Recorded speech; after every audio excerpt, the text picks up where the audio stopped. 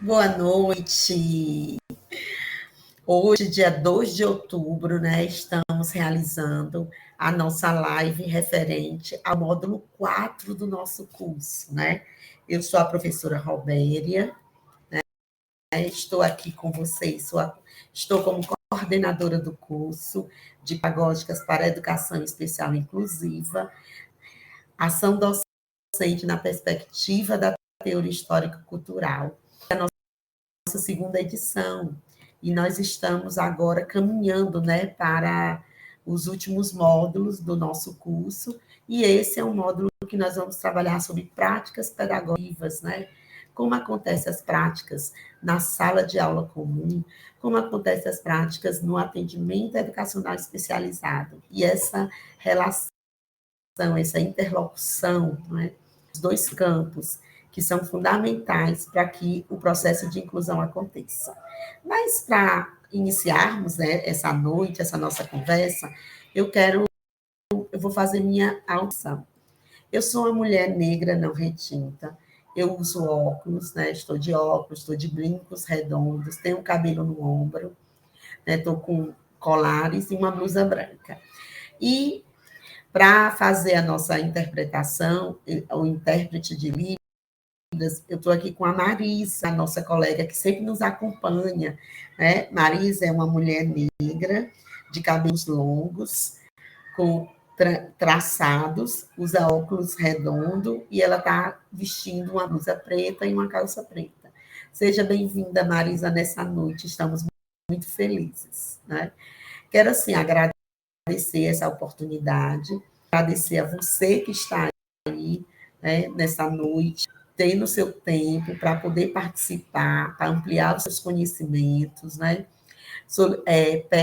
Aproveito o convite, faço o convite para que cada um entre na plataforma, acesse os nossos vídeos, leitura obrigatória do módulo 4 já está disponível.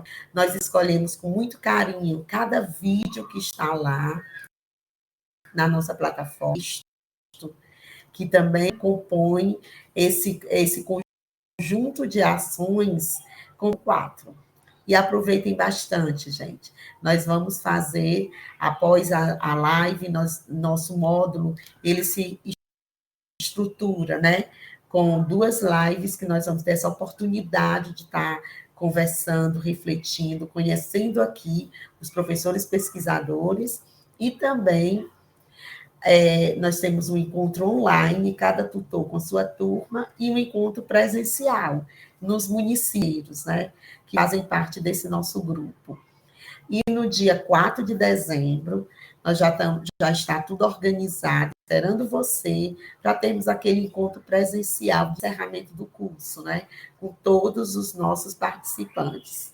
Nessa nova edição, nós estamos com 800 cursistas, dividido nos 9 CIPIOS, né, parceiros, que, junto conosco, fizemos essa empreitada. Agora, para iniciarmos essa noite de grandes reflexões, nós temos 2 convidados, né? A professora Rita Vieira, a professora titular da Universidade Federal do Ceará. É uma professora, já é aposentada, mas está sempre aqui conosco. Né? A professora fez mestrado, fez graduação na UFRN, fez doutorado em psicopedagogia em Quebec, Canadá, e fez o pós-doutorado na Universidade de Barcelona. E trabalha, assim, durante todo, trabalhou no campo da educação especial, nos estudos da deficiência. E também, para acompanhar a professora Rita, nós temos aí o professor Lanucci, né? José Eduardo Lanucci, né? Professor da UNE, do quadro permanente da pós-graduação em educação, na linha, né, de formação de profissionais da educação, políticas educativas e escola pública. Ele é coordenador do Núcleo de Estudos e Práticas Inclusivas e pesquisador do Laboratório de Estudos e Pesquisa em Ensino e Diferença da Universidade da Unicamp, onde compartilha, né, seus estudos com a professora. Então, esses dois pesquisadores foram elaborar o nosso módulo, está aqui presente, né, para compartilhar comigo esse momento. Sejam bem-vindos. Bom, então eu acho que boa noite. Eu acho que eu começo, né, Eduardo? Depois você. Bom, primeiro eu vou fazer minha autodescrição. Eu sou uma mulher morena, mais clara, né? Cabelo preto. Agora estou usando cabelo preso. Uso óculos. Estou nesse momento com uma blusa vermelha e um blazer bege. Estou na sala da casa onde estou morando nesse momento. Tem do lado esquerdo são vários quadros. Ao fundo tem imagem de uma planta verde, uma poltrona cor de, sei lá, laranja e uma janela que dá para a rua, que aí é possível ainda ver uma árvore que tem perto da janela. E no fundo uma cristaleira com vários objetos. Nesse momento eu estou em Quebec, na cidade de Quebec, e tenho um prazer enorme de estar compartilhando esse momento com o Eduardo, com a Robéria e com todos vocês que estarão nesse momento participando. E espero que tenhamos uma excelente interlocução, porque eu acho que é nesse momento que a gente troca experiências, que a gente consegue evoluir, né, na nossa formação pessoal e profissional. Então, eu vou deixar o Eduardo se apresentar e depois a gente retoma. Então, boa noite, pessoal. É uma alegria estar aqui com vocês, dividindo essa fala com a Rita, a convite da professora Robéria. Agradeço a Marisa, que está sinalizando, né, a nossa fala, tornando as nossas informações aqui, o nosso bate-papo acessível para todo mundo. Eu sou um homem de pele clara, cabelos escuros, curtos, lisos, tenho barba, uma barba curta, uso um óculos de correção, formato arredondado, na cor azul marinho, aqui na tela parece preto. Estou usando uma camiseta de gola redonda, preta. Estou em frente a uma parede branca. Atrás de mim há uns objetos de decoração com folha seca, um porta-retrato com uma folha e uma planta verde à minha esquerda. É isso, então espero que nós tenhamos aí um bom encontro. Robéria, obrigado mais uma vez pela oportunidade e vamos lá, né, Rita? Isso, vamos lá. Então, para a gente não perder muito tempo, já podemos começar exibindo os nossos slides, que a gente quer falar hoje à noite. Nós temos duas lives, uma hoje e a outra no dia 9, na próxima quinta. Hoje a gente vai falar mais da questão da prática pedagógica, né, as experiências de inclusão, mais voltada para a questão da prática.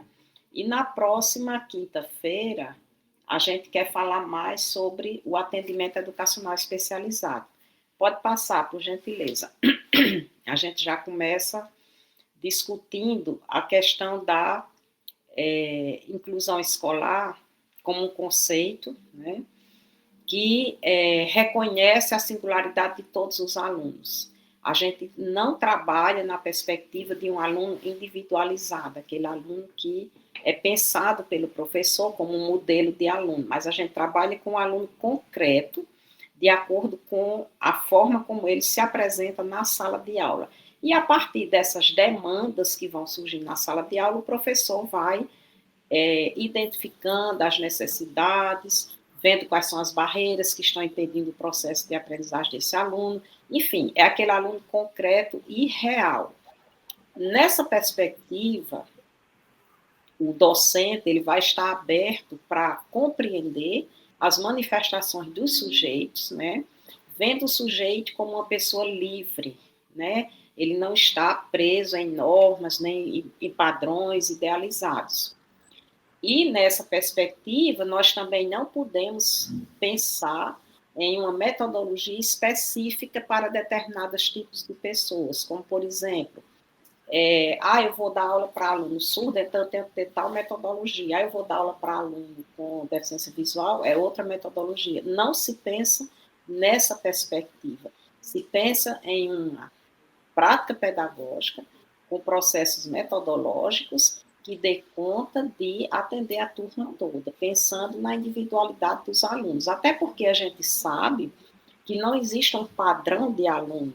Todas as pessoas com síndrome de Down não são iguais, não têm os mesmos padrões de comportamento. Cada ser, ele é único. Então, não podemos dizer, tem uma metodologia específica para o aluno com a deficiência intelectual. Não, isso não existe. Nós temos que pensar numa forma de interagir com o aluno, de propor estratégias de ensino que sejam possíveis para os alunos a partir da interação que nós vamos tendo com ele, a partir do princípio de realidade, né? E não a partir de um preconceito, de uma ideia preconcebida de aluno. E nessa perspectiva, qualquer exclusão é rejeitada, não se aceita a exclusão social, não se aceita a exclusão escolar. Todas as pessoas têm o direito de estarem na escola aprendendo, compartilhando e construindo saberes uns com os outros. Pode passar, por gentileza. Então, nessa perspectiva, a gente quer trazer um conceito que nós entendemos que é extremamente importante para quem trabalha com o princípio da educação inclusiva, que é a pedagogia da contribuição. Mas, para a gente falar da contribuição, é importante que a gente entenda que existe uma outra forma de atuar em sala de aula, que se constitui como uma negação, que o professor Jean Roberto Poulenc, que esses são os conceitos que ele trabalha, inclusive está bem presente no livro que ele escreveu e em outros documentos, que é a questão da negação. Quando é que o professor nega a possibilidade do seu aluno aprender? Então, são dois polos opostos, né? Em um deles o professor nega e no outro o professor cria as possibilidades desse aluno contribuir e participar da sala de aula. Eu estou colocando aqui essa contribuição do professor porque é um trabalho que vem sendo realizado com ele a partir de alguns anos de pesquisa nessa perspectiva. Pode passar, por gentileza. Então, segundo o professor Poulenc, essa pedagogia da negação é uma pedagogia em que o professor não reconhece a capacidade de aprendizagem de seus alunos. Ele negligencia no seu ensino as esferas fundamentais do desenvolvimento humano, principalmente o aspecto intelectual, o aspecto emocional, o aspecto social. É quando o professor não vê no seu aluno o potencial para aprender, ele não vê no aluno o potencial para ele se desenvolver emocionalmente e socialmente naquele contexto. Muitas vezes a gente vê que o professor diz assim, esse menino está na minha sala, mas ele está aqui só para se socializar, porque realmente ele não vai aprender. Ou seja, ele já está negando antes de experimentar a realidade, o contexto da sala de aula, né? Então, essa atitude que alguns professores assumem diante dos seus estudantes, ela é extremamente nefasta, né? porque muitas vezes ela acontece porque os professores vê a aprendizagem como um aspecto mecânico, né?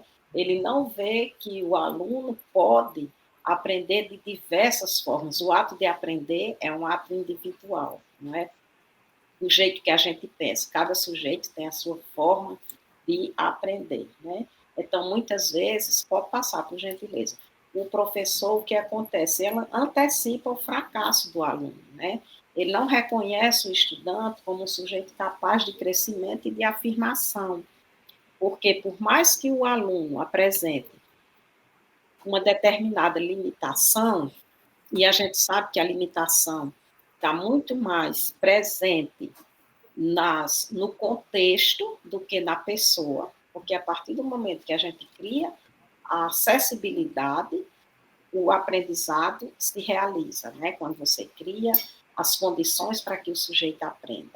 Mas se a gente parte do princípio que a pessoa não aprende, então vem aquela pergunta: para que eu vou ensinar a quem não pode aprender, né? E aí isso é extremamente nefasto enquanto processo de interação, né, enquanto processo pedagógico. Então, é extremamente importante que a gente tenha consciência de que alguns comportamentos dos professores é uma negação em relação à possibilidade do seu aluno se desenvolver. Ele nega a possibilidade desse aluno ser o protagonista do próprio conhecimento. E a gente sabe que quando se transforma essa pedagogia, quando se transforma o contexto e quando se cria acessibilidade, o processo de aprender ocorre, né? Pode passar, por gentileza. Então, a gente sabe que essa ideia de que o aluno não pode aprender, ela está muito enraizada numa concepção de que existe uma inteligência fixa, né? Eu não conheço, eu não reconheço o meu aluno como um sujeito capaz de crescimento, capaz de afirmação, eu não mobilizo a minha pedagogia em relação a uma possibilidade de uma estruturação do pensamento do sujeito. Então, são atitudes que normalmente contribui, né, para que o aluno não evolua realmente. Eu acho que, pode passar, por gentileza, a gente tem que pensar também na questão da desvalorização social, né? Pode passar, por favor. Quando a gente pensa que o aluno não pode aprender, a gente está construindo, criando as condições para uma desvalorização social do aluno. Esse autor, Wordsberg, ele tem trabalhado muito com essa questão da desvalorização social. E ele coloca que essa desvalorização social ela ocorre muito a partir da visão do outro. Como é que o outro me enxerga, né? Como é que o outro me vê? Para, a partir dessa visão, a pessoa vai desenvolvendo uma representação também negativa de si próprio, né? E é muito importante a gente ter a consciência de que, quando o professor, na sala de aula, ele cria as condições para que o aluno experimente diferentes formas de aprender, experimente diferentes formas de trocar conhecimento, ele vai abrindo perspectiva para que a aprendizagem possa estar acontecendo. E aí, pode passar, por gentileza. A gente tem que pensar no contexto de uma sala de aula, onde a gente não está pensando em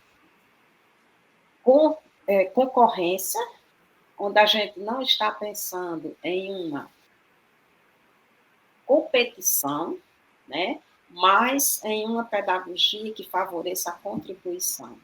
A gente não está querendo que um aluno seja melhor do que o outro, que o fulaninho é o melhor da turma, que esse aqui, eu tenho os 5 melhores, os 3 piores, ou seja, fazendo essa classificação a partir de determinadas atitudes ou de determinados comportamentos ou de determinadas produtividades dos alunos, mas é enxergar a sala de aula como uma possibilidade de fazer junto.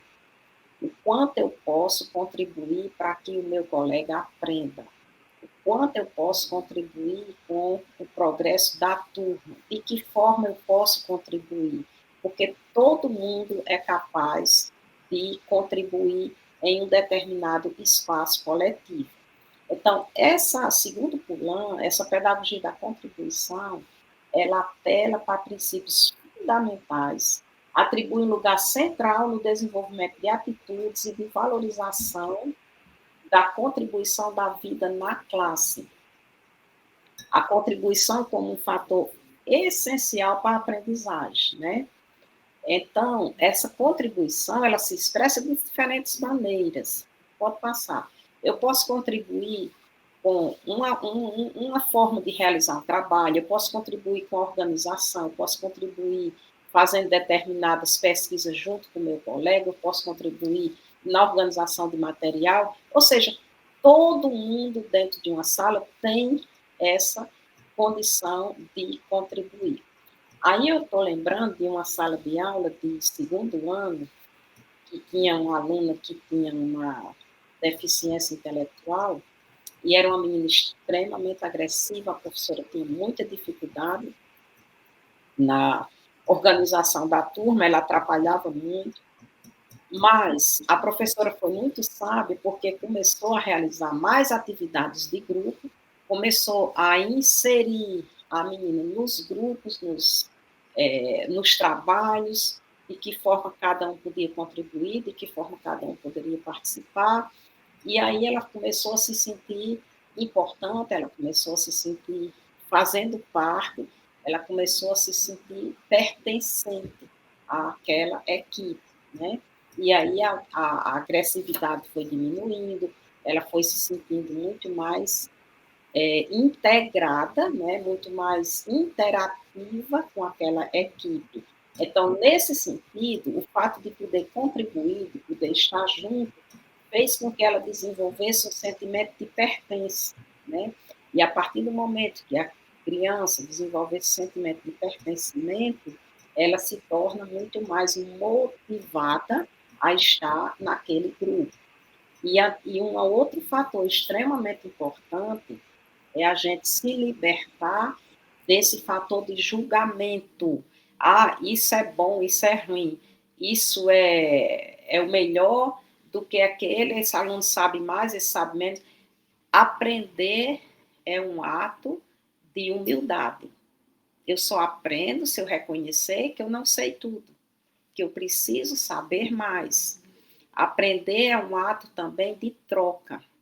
Quando eu estou passando, contribuindo, tentando contribuir com o outro, eu estou aprendendo também, né? E a mesma coisa quando eu me abro para o meu colega para dizer, me ensina isso aqui, eu não estou sabendo, eu não estou entendendo, como é que faz? Então, é um ato de humildade e, ao mesmo tempo, é um ato de generosidade. Você só aprende se você for generoso com o outro, porque você precisa ouvir, você precisa contribuir. A gente sabe que a metodologia da aprendizagem cooperativa, quando a gente trabalha com a aprendizagem cooperativa, onde cada aluno no grupo tem um papel, que eles interagem, integram, e eles sabem que o grupo só avança se cada um cumprir o seu papel naquela equipe, é extremamente rico, né? Algumas pesquisas que eu já coordenei, eu posso citar a Camila Barreto, que fez o mestrado nessa área, fez o doutorado, foi uma tese que eu orientei, a gente viu como a aprendizagem cooperativa é poderosa no sentido de permitir que os alunos contribuam com o conhecimento um do outro e no sentido de saber que quem está produzindo, quem está crescendo, quem está evoluindo é a equipe e não ele individualmente. Claro que a gente também cresce individualmente, né? Mas é extremamente importante que a gente se dê conta de que aprender é um ato de humildade, mas ao mesmo tempo é um ato de generosidade, né? Eu preciso me abrir para mostrar ao outro o que eu sei, sem nenhuma reserva. E, ao mesmo tempo, eu preciso ser humilde para dizer que eu não sei e que eu preciso aprender com o outro, né? Então, eu acho que pode passar, a gente já falou disso na pedagogia, da contribuição, ela é um aspecto que eu acho que você passou mais de um, né? Porque eu ia falar da contribuição do desenvolvimento pessoal. É um slide que vem antes desse. Que o Poulan coloca que a contribuição ela é muito forte no que diz respeito ao desenvolvimento pessoal. Contribuir pode ser entendido como um meio de desenvolvimento pessoal, ao se envolver em atividades que exigem colaboração e ajuda, o indivíduo não apenas beneficia o outro, mas também cresce como pessoa. O significado da palavra contribuir nesse sentido está ligado ao aprendizado de habilidades interpessoais, como a comunicação, a empatia, o trabalho em equipe. Essas experiências enriquecem a vida, promovendo a realização social. Eu quero dar um exemplo aqui. Nós realizamos uma pesquisa aí em Fortaleza. Quando eu digo nós, é porque eu estava coordenando a pesquisa, mas nela integrava também o professor Poulan como pesquisador, a professora Geni Lustosa, Selene Penaforte, Adriano Lima Verde e várias outras pessoas que integraram essa equipe. E as professoras, nós fizemos um trabalho que a gente chamava uma pesquisa colaborativa, onde as professoras contribuíam com a prática pedagógica das suas colegas, né? Elas iam na sala das colegas, assistiam às aulas, depois essas aulas eram gravadas, depois a gente se reunia para assistir os vídeos e cada uma podia levantar questões, fazer sugestões, críticas, né, àquela pedagogia que tinha sido realizada naquele contexto. E ao término de um ano de pesquisa, nós passamos 3 anos nessa escola, mas ao término de um ano de pesquisa colaborativa com essa perspectiva da análise da prática pedagógica das colegas, o que as professoras deram como depoimento que foi muito forte, né? Elas disseram que nesse processo de contribuir com o ato pedagógico da colega, elas evoluíram muito. E aí uma questão que elas sempre falavam era assim, a gente cresceu muito profissionalmente, mas eu acho que o maior ganho foi pessoal. Porque nós aprendemos a escutar, nós aprendemos a ouvir o que a outra tinha a dizer e aprendemos também a respeitar, desenvolver um comportamento respeitoso com as colegas, porque a gente percebia que alguns erros que elas cometiam no ato pedagógico, a gente também faz na nossa sala de aula. Então, a gente desenvolveu essa atitude de escuta e, ao mesmo tempo, uma atitude respeitosa em relação ao outro. Então, essa contribuição, como diz o professor Poulan, ela promove uma realização pessoal também, né? E se a gente levar para a sala de aula, pensando nos nossos alunos no ensino, na educação infantil, né, nas séries iniciais, nos anos iniciais, a gente vê que isso, e em outros anos também, mas ela é poderosa no sentido de promover uma autoestima e uma autoconfiança muito forte nos alunos, à medida que eles se percebem como seres que contribuem enormemente para o crescimento da classe. Pode passar, por gentileza. Então, nesse sentido, a gente sabe que aprender, crescer, evoluir é sempre para e pelo o social. Aí vem o nosso grande mestre, o Vygotsky, né? Que aprender é um ato social, né? Então, eu não aprendo sozinho para ficar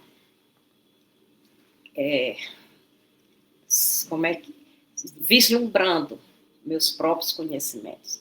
A gente aprende porque a gente tem a gratificação de estar com o outro, né? Pensando junto, evoluindo junto, né? Por isso que eu sempre digo que é um ato de generosidade. Então, cada membro de uma comunidade de estudantes, independentemente de suas características, pode contribuir para o desenvolvimento de saberes coletivos, né? É quando a pessoa sabe que está podendo crescer junto, está podendo ser alguém que está contribuindo para que aquela turma evolua, né? Pode passar. Então, a pedagogia da contribuição implica que um lugar importante seja atribuído na cooperação durante o processo de aprendizagem. Isso é, para mim, essa perspectiva é fundamental para nós que trabalhamos nessa perspectiva da inclusão. Pode passar. Penso que esse aspecto é um dos aspectos que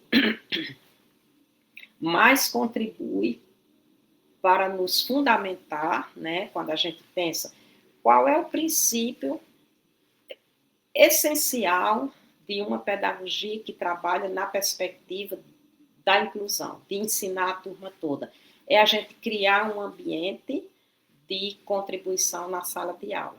Claro que para isso eu preciso desenvolver toda uma prática pedagógica com diferenciações, não atividades diferentes, mas diversificações de atividades, respeito às formas de aprender, criando as condições para que a gente possa estar contribuindo uns com os outros, participando, né, desse trabalho colaborativo. Mas, para mim, isso é a pedra angular, né? É o eixo principal de quando a gente fala de processos de inclusão. Pode passar, por gentileza.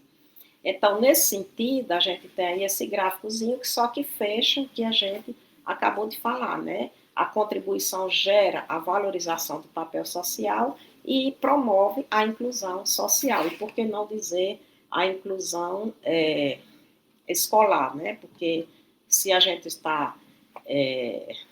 pode passar.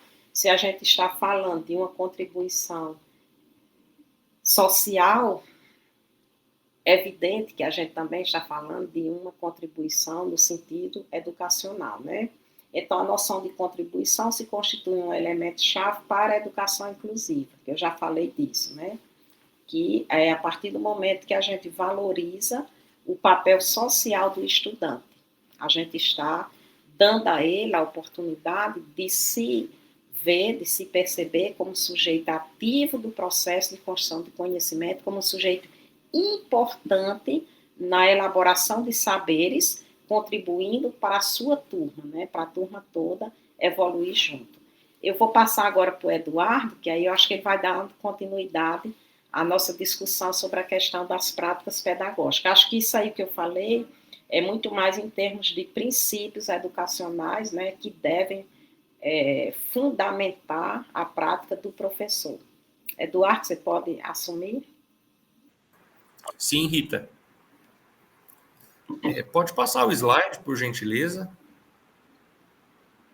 Então, acho que a professora Rita trouxe para nós, até então, né, essa ideia da pedagogia da contribuição, no sentido de pensarmos como cada um contribui com o processo de aprendizagem, né, em uma escola comum. Acho que isso é muito importante, né, a gente deixar bem claro que o nosso ponto de partida aqui nessa discussão é a escola comum, né? E por que eu estou trazendo isso? Porque a gente vem percebendo que no campo da educação inclusiva vem acontecendo recentemente, né? Sempre teve essa discussão, mas parece que recentemente tem ficado mais forte essa discussão da ideia da possibilidade da volta da velha educação especial, né? Aquela educação especial que substitui o ensino comum, e aí a gente vai criando mecanismos nesse sistema educacional comum para identificar quem é o aluno que pode ou não estar na escola,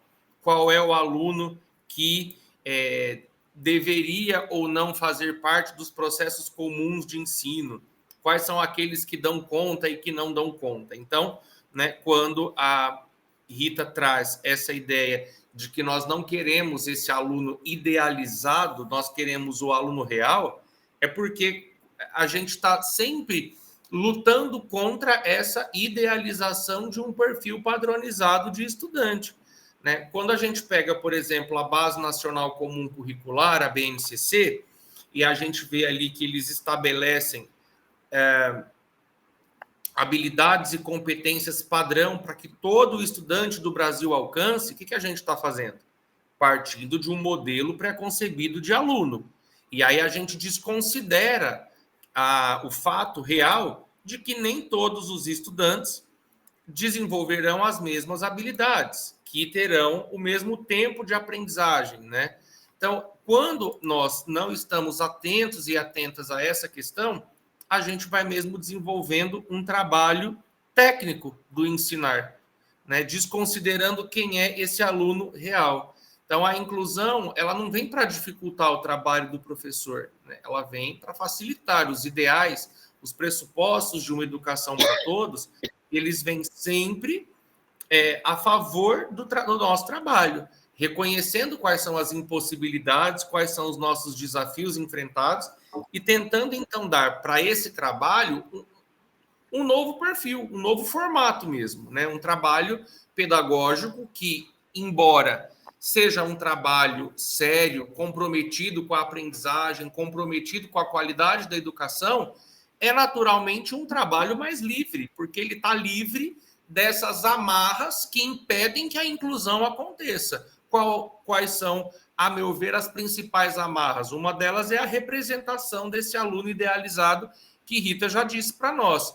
Outra questão são as metas homogêneas que os professores supostamente têm que dar conta para mostrar que fazem um bom trabalho, e aí são avaliados, né? O trabalho do professor é avaliado a partir do cumprimento de uma meta que é inalcançável, que é a padronização do processo de aprendizagem. Então, nós, professores e gestores educacionais, somos avaliados, temos o nosso trabalho avaliado a partir de uma meta que não vai ser alcançada, que é essa padronização. E aí, todo investimento que nós fazemos em termos de recurso, planejamento de aula, em termos de escolhas pedagógicas, ele é ignorado, porque a gente foca no resultado.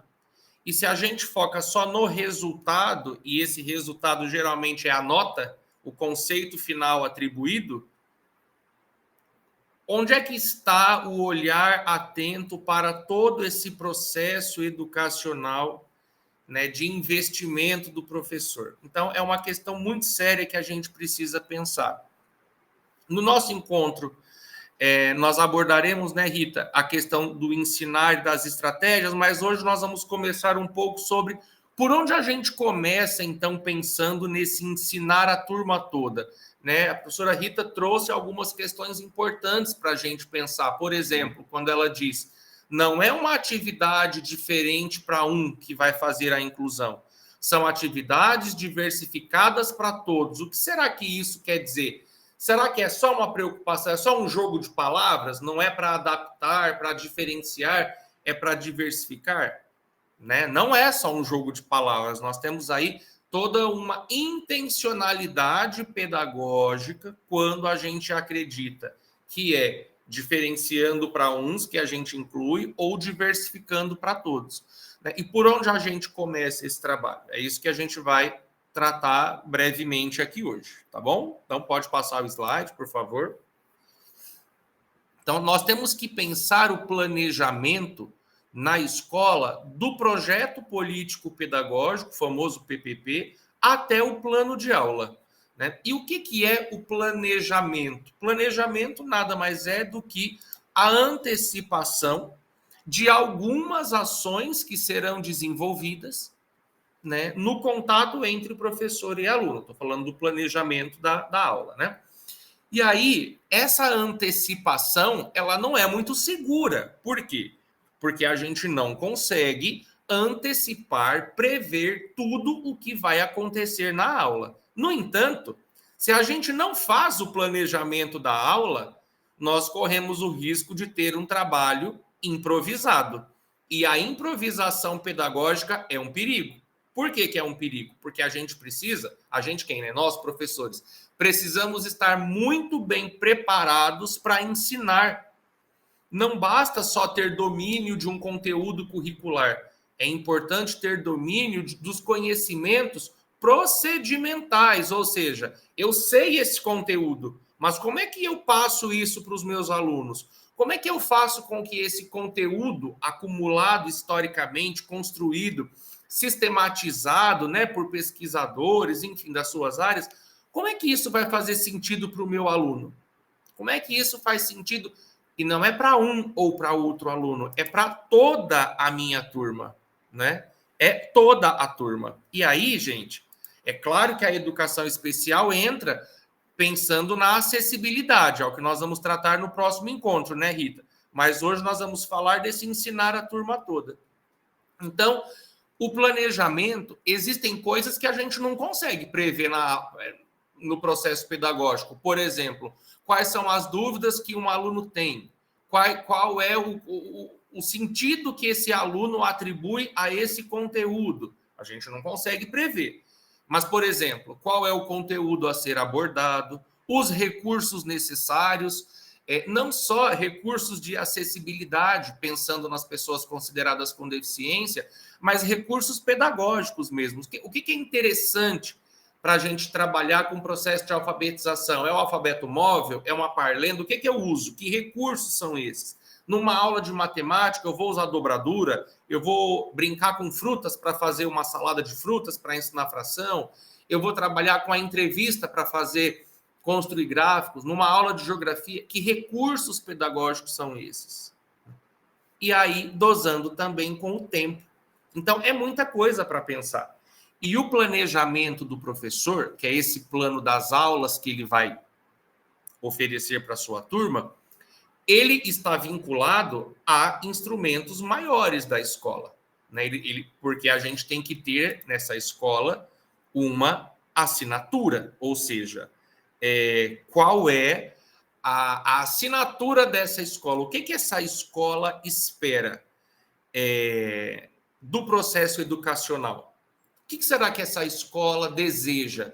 Nós, às vezes, professores, e eu fui professor da educação básica por mais de uma década, professor de matemática.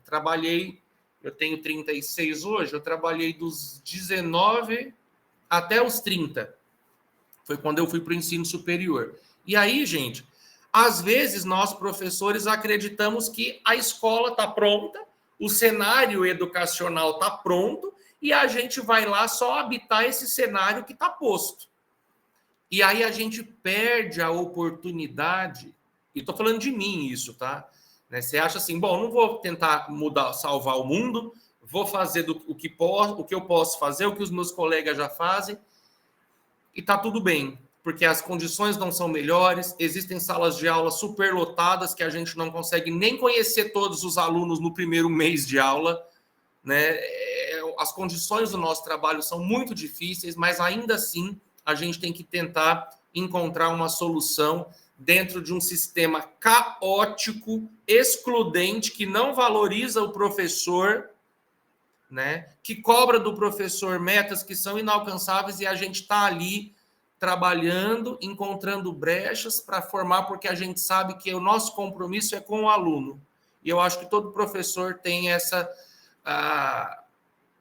Quando a gente decide ser professor, a gente sabe o que a gente vai enfrentar, os desafios que a gente vai passar na escola. Mas a gente tenta criar saídas, como o professor Pulan, que criou a pedagogia da contribuição, né? Rita, que vem discutindo a questão do AI há tanto tempo, e tantos outros profissionais que vão ali tentando criar saídas dentro desse sistema tão problemático. Então, aqui a gente está trabalhando com isso, com possibilidades de fazer um trabalho inclusivo dentro de um sistema que ainda é excludente. Olha só o grande desafio, né, Rita? Tentar ser inclusivo dentro de um sistema que, apesar de todo o aparato legal, desse conjunto de leis, de normas, de deliberações, a gente tem tudo nas mãos e ainda assim a gente se pega com discussões muito iniciais. Parece que a gente não tem uma Constituição Federal que diz, olha, estudar é um direito de todo mundo, não tem que estar pensando em quem vai sair da escola. Parece que a gente não tem uma LDB que explica a organização e o funcionamento do sistema educacional brasileiro. Parece que a gente não teve, lá em 2008, há quase 20 anos aí, uma política nacional de educação especial na perspectiva da educação inclusiva, que vai nos trazer a ideia de que o problema está no meio e não no aluno. Parece que nós não temos uma lei brasileira de inclusão, né? Já há 10 anos, fazendo 10 anos esse ano, que vai dizer o problema é do meio, vamos remover a barreira, vamos eliminar essa barreira, porque não se discute quem é o aluno que deve ou não ficar na escola comum.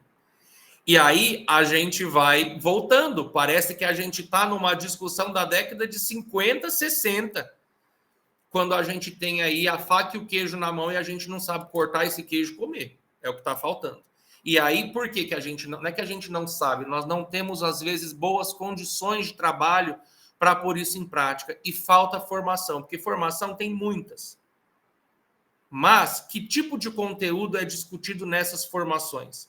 Geralmente, as formações vão nos levando para o que a professora Rita colocou, para a ideia de diferenciar a atividade para tirar alunos da sala e fazer uma aula à parte com ele. E aí, gente, é muito perigoso tudo isso, porque antes era muito fácil identificar uma prática excludente. Por que era fácil? Essas práticas excludentes estavam fora da escola comum. Hoje, essa prática excludente está dentro da escola comum, está dentro da sala de aula comum, com um discurso convincente de que, por exemplo, vamos fazer agrupamentos funcionais, coloca o aluno mais forte com o mais fraco. Gente, como que a gente define qual é o aluno mais forte ou mais fraco? E como a gente... Ou então, não, faz um grupo dos alunos bons, faz um grupo dos médios, faz um grupo dos fracos. A gente faz isso dentro da sala de aula comum. É a mesma coisa que estar excluindo como acontecia nos anos 60 e 70.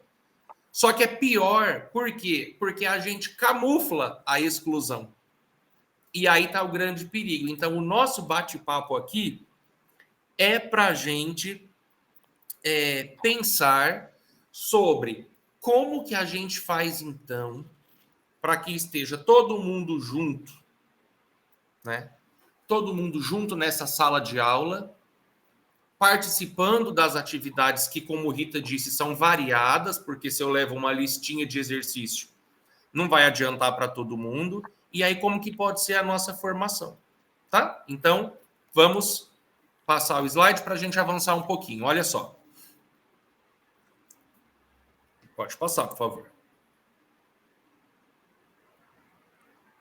Isso. Por que o projeto político-pedagógico tem esse nome? E por que a gente inicia falando dele? Porque esse documento é o documento mais importante da escola. É a oportunidade que nós, na escola, temos de olhar para as políticas públicas num contexto macro e dizer, olha, nessa escola, a partir dessas políticas que existem aqui, nós vamos fazer isso. É assim que a gente vai atuar com os professores, com os alunos, a formação vai ser dessa forma, a comunidade, os alunos, os professores, os gestores e os demais funcionários da escola, porque não é só professor que deve ter uma formação para a inclusão, todos esses profissionais juntos vão debater esse projeto que vai dar a cara da escola. Então, este documento é a grande oportunidade que nós temos de exercer a nossa autonomia. E, às vezes, o que as escolas fazem? Pega da outra escola que a gente adequa só um termo ou outro, usa de um ano para o outro. Tem escola que tem um projeto político-pedagógico feito, sei lá, 5, 10 anos, né? E às vezes é um documento atualizado também, mas que não reflete os desafios da escola. Então, ele é um projeto porque ele é um texto intencional. O que a gente pretende? Ele é político porque ele é um texto que tem a ver com os nossos posicionamentos. Então, eu sou um professor inclusivo? Eu entendo que, por exemplo, um aluno, independentemente se a habilidade do ano que ele frequenta, ele não está dando conta, mas eu tenho consciência de que o que importa é o ritmo dele, o avanço dele em relação a ele mesmo, e não em relação ao colega. Nós, professores, temos argumentos para defender esse posicionamento. Esses dias, numa escola aqui, Rita, me perguntaram assim, professor, um aluno que sabia escrever umas palavras e saiu escrevendo frases curtas, não está alcançando as habilidades e as competências do 5º ano, que deveria ser escrever textos completos. Eu devo colocar não satisfatório para ele, porque, embora ele tenha avançado muito, ele não está como esperado? Olha o problema. O professor investe o tempo todo na formação desse aluno, o aluno avança durante o ano em relação a si próprio, e o professor tem que atribuir um não satisfatório, mesmo sabendo que esse aluno aprendeu, porque ele não corresponde ao modelo idealizado. Me pergunto, como que fica o trabalho desse professor? Como que é avaliado? Como esse aluno vê a sala de aula sendo um espaço que não reconhece que ele aprendeu, que ele se esforçou? Como é que as famílias se sentem quando são chamadas para ver esse boletim da criança e diz, olha, seu filho avançou muito, mas não como esperado, ele ainda não é o normal. Então, é o projeto político, o aspecto político do PPP que vai determinar isso. Não, na nossa escola, os alunos serão avaliados a partir deles mesmos. Porque aí, gente, todos nós seremos pessoas de sucesso. A gente está construindo o fracasso na escola. Quando a gente diz que um aluno, não importa o que ele aprenda a partir dele mesmo, o que importa é que ele alcance a meta tal, estipulada pelo currículo tal, baseado na BNCC. Veja só, nós estamos produzindo o fracasso, quando poderíamos produzir o sucesso, porque o sucesso é que cada um avance segundo a sua capacidade. Isso não sou eu que estou dizendo. É o artigo 208 da nossa Constituição Federal. E por que ele é pedagógico? Porque ele tem a ver com as questões de ensino. Então, o projeto político-pedagógico é esse documento importante que vai interferir diretamente nas decisões pedagógicas e nas nossas concepções e práticas sobre ensinar, aprender, avaliar, né? Como, por exemplo, está no projeto político-pedagógico a oportunidade de falarmos, olha, queremos uma pedagogia da contribuição nessa escola, ou queremos uma pedagogia da negação. É nesse documento que tem que ser elaborado por todos que está a chance de decidirmos pedagogicamente sobre o que a escola faz ou não faz, tá? Pode passar o slide, por favor. E aí a gente vai pensar no planejamento da aula. Os professores são submetidos ao preenchimento de semanários, né? E aí, o que acontece? Os professores lá na segunda-feira têm que prestar conta para a escola de tudo que vai acontecer no andamento dessa semana. Aí ele tem que pôr o livro, a página, ele tem que pôr quanto tempo ele vai discutir em cada aula, cada conteúdo, né? Quanto tempo que vai levar cada conteúdo para ser discutido, que perguntas ele vai fazer, o que o aluno tem que responder, quais são as habilidades, ou seja, os professores perdem a naturalidade do ensinar, não porque está registrando, tem que ter o registro, mas é o registro do quê? Você vai nas ATPCs e os professores vão discutindo assim, gente, qual é a habilidade? Qual é a competência? É H10, é H20, é H15. Esse ano, não, essa habilidade é do primeiro ano, eu quero a do segundo.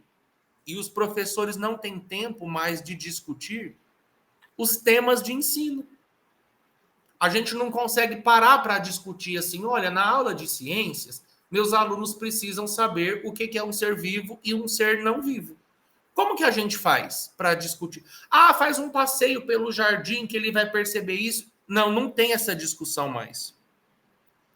Não dá, porque as ATPCs, eu não sei se vocês falam aí no Nordeste ATPC ou HTPC, são as aulas de planejamento coletivos, né? Elas estão entupidas de conhecimento médico para tratar as pessoas consideradas com deficiência, né? Então a gente fala de laudo, de CID, disso, daquilo, de terapia, e não fala de aprendizagem. E quando a gente fala de aprendizagem, é para dar conta das avaliações externas. Isso não é aprendizagem. Isso é uma aprendizagem reprodutora. Eu estou falando daquela aprendizagem que tira o aluno do seu estado comum e faz com que ele avance, com que ele pense, com que ele mude, que é o que de fato os professores estão interessados, mas muitas vezes não conseguem trabalhar nessa perspectiva, porque estão sendo cobrados pela supervisão de ensino de dar conta da página tal do livro, de dar conta da habilidade tal. E a gente tem perdido. E esse sistema de controle, essa burocratização, né, que vem tanto cansando os professores e desmotivando, né, ela é representada no planejamento pelo semanário. Né? São fichas de planejamento. Pode passar o slide, por favor. E aí, nessas fichas, a supervisão vem para olhar. Ah, mas você marcou aqui que na quarta-feira você ia estar, pelo menos aqui na minha região, é assim que funciona. Talvez vocês aí que estão assistindo tenham um cenário um pouco melhor, espero que seja. Mas comentem, por favor. Né? E aí, às vezes, vem, né, o pessoal de fora da escola mesmo, né, não é nem a coordenação pedagógica da escola, e diz assim, mas você marcou aqui no seu semanário que ia trabalhar a página 17, está na 14 ainda, por que está atrasado? Gente, nós estamos falando de uma aula dinâmica, não de um trabalho técnico, reprodutor. Nós estamos falando de uma aula que não pode ser prevista totalmente, que às vezes você está querendo ensinar para o aluno, por que 2 mais 2 não é 5? Né? A gente quer ensinar isso e não dá tempo. Por quê? Por que não dá tempo? Porque a gente tem que dar conta de 1 milhão de sistemas para preencher, para pôr planilha, para pôr nota. E a gente perde esse trato com o aluno. Não dá tempo de ouvir as crianças. Os professores não têm mais tempo de ouvir a criança. De ouvir, eu falo criança porque eu sempre trabalhei com criança, mas, né, os adultos, enfim, todos os alunos, né? E a gente não tem esse tempo mais de ouvir. Então, o planejamento de uma aula, ele vai se resumir à habilidade. E a gente tem que pensar no tema, no conteúdo, nos objetivos, né? Nos procedimentos pedagógicos, nos recursos que serão utilizados, nos materiais, né? Só lembrando aqui um pouco a diferença de recurso e material. Por exemplo, quero trabalhar com música, é um recurso. E como que você leva essa música? Num pendrive. Aí o pendrive é o material, né? Só para a gente... Que espaços que serão explorados e no cronograma. E depois na avaliação. Então, eu venho percebendo que essa discussão é muito triste, porque os professores têm perdido a autonomia e a capacidade de decisão pelo seu próprio trabalho. Eu vejo hoje no ensino superior que é muito diferente, porque... Desculpem, porque a gente tem até uma oportunidade ali de levar o conteúdo que a gente quer para os alunos e debater isso de uma forma mais livre. Os professores da educação básica não. Minha mãe é professora da educação básica e ela chega, uma pessoa que ama o que faz, e ela chega todos os dias assim, nossa, eu já estou cansada. Porque trabalhou muito? Não, porque eu não consegui trabalhar o que eu queria, porque eu tenho que dar conta de um material que está vindo pronto. Então, veja só, os professores estão querendo pensar, discutir, refletir, e a gente tem perdido isso. E a gente não pode ficar de mãos atadas, porque isso faz parte da nossa identidade como professor. Então, veja, não é só o planejamento da aula, é a organização da atividade da escola como um todo. É isso o que vale, tá? Então, não adianta ter uma boa vontade do professor se a gestão da escola, se a supervisão de ensino não tiver alinhada a esse desejo, né? Não é alinhada a esse propósito de fazer uma aula para todos, né? Pode passar, por favor. Eu sempre trouxe aqui imagens que eu já levei em várias outras palestras, vários outros momentos, mas achei interessante trazer aqui para vocês, né? Eu me lembro de uma experiência quando eu fui formador de professores com essa, né, e numa escola para trabalhar com ensino de matemática, né?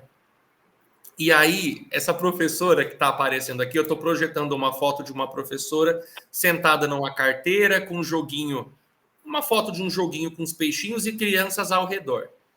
E aí ela dizia assim, Eduardo, eu li as regras desse jogo e eu não entendi. Então, eu que era o coordenador, né? Você pode, então, me explicar? E eu li, gente, a regra do jogo e eu não entendi nada também da regra. Entendi talvez menos do que ela. E aí, só que eu não queria falar para ela que eu não tinha entendido, né? Aí eu falei assim, ó, ela não queria falar para os alunos e eu não queria falar para ela, porque imagina que um professor, um coordenador pode falar, né? E eu não sei, não consegui entender. A gente tem essa trava, né? Bobeira, mas tudo bem, vamos lá. Assumindo aqui, né? E aí eu falei, vamos deixar os alunos criarem as regras desse jogo, talvez seja interessante, né? E aí foi muito interessante, porque as crianças faziam um trabalho assim. Olha, professora, vamos fazer o seguinte. Eu vou pegar esses dados, tinha uns dadinhos ali, né? Eu vou jogar para cima e eu vou olhar para os números que forem sorteados nos dois dados. E eu vou fazer a continha de mais e vou colocar o resultado no rabo do peixe. Então tá, então você e o seu grupo vão fazer isso, vamos ver quem vai conseguir fazer primeiro. Era a regra do jogo deles. Aí a outra aluna falou, eu acho que tá muito fácil, porque eu já estou aprendendo conta de vezes. Então, em vez claro que não foi exatamente com essas palavras, mas nesse sentido. Então, eu não vou somar, eu vou multiplicar a quantidade. Tudo bem, vamos multiplicar. A outra falava assim, eu quero fazer só assim. Vou jogar o dadinho para cima. Se cair o número 2, eu coloco 3. Se cair o 5, eu coloco o 6. Ela estava aprendendo antecessor e sucessor, né? Número que vem antes depois. Então, veja só. Um único recurso, muito simples, que é um joguinho, possibilita que diversos conteúdos sejam explorados. E aí a gente começa a perceber na prática o que a professora Rita fala da pedagogia da contribuição. Já imaginaram se essa professora diz assim, olha, não é esse o conteúdo da aula, não é para saber o número que vem antes e depois. Agora a gente está falando de multiplicação. Imagina, ela perde toda a oportunidade de fazer uma aula rica para todo mundo. Olha só, então, a aula inclusiva não é uma aula em que você planeja para uns e diferencia para o outro. Você pensa para todo mundo. E nesse pensar para todo mundo, é lógico que você vai fazer, às vezes, ali uma explicação que é para um aluno só, vai tirar uma dúvida específica de um estudante, que às vezes não são todos eles que têm. Às vezes você vai trazer uma pontuação, fazer um apontamento, na verdade, específico para um determinado estudante. Né? Porque às vezes, estou falando isso, né, Rita? Porque às vezes as pessoas perguntam assim para a gente, mas quando vocês falam de uma aula para todos, que não é para diferenciar para um ou para outro, vocês não estão considerando a singularidade? É claro que estamos. Mas nós estamos falando de conteúdo, de aula, de atividade. Tem que ser pensado para todo mundo, gente. E nesse pensar para todo mundo, a gente vai considerar o coletivo e o individual. O coletivo é o conteúdo que eu vou trabalhar. E o que é individual? Rita já falou para nós. É o processo de aprendizagem. Se cada um está aprendendo num tempo, de um modo, eu preciso garantir, de repente, ali uma explicação, eu não gosto muito do termo, mas vou usar aqui porque não vem outra palavra na minha cabeça. Uma intervenção pedagógica individualizada, tá? Então, são essas as questões para a gente pensar no planejamento. Por exemplo, Pode passar a slide? posso fazer uma intervenção? Está me ouvindo? Claro. Então, isso que você falou, eu fiquei encantada com a professora do segundo ano da escola que a gente trabalhou, que eu entrei na escola, na sala de aula, e a professora estava dando uma aula justamente de matemática. E aí ela tinha dado um problema de matemática para os alunos pensarem, e aí eles perguntaram como era que eles faziam, qual era a metodologia, o processo para resolver o problema. E aí ela disse, não, vocês vão fazer em dupla ou em trio, e cada equipe acha um jeito, né, que na verdade ela estava trabalhando com estratégias diversificadas, mas aí ela usou essa palavra, acha um jeito de resolver o problema, como é que vocês vão solucionar, criar o jeito de fazer, né?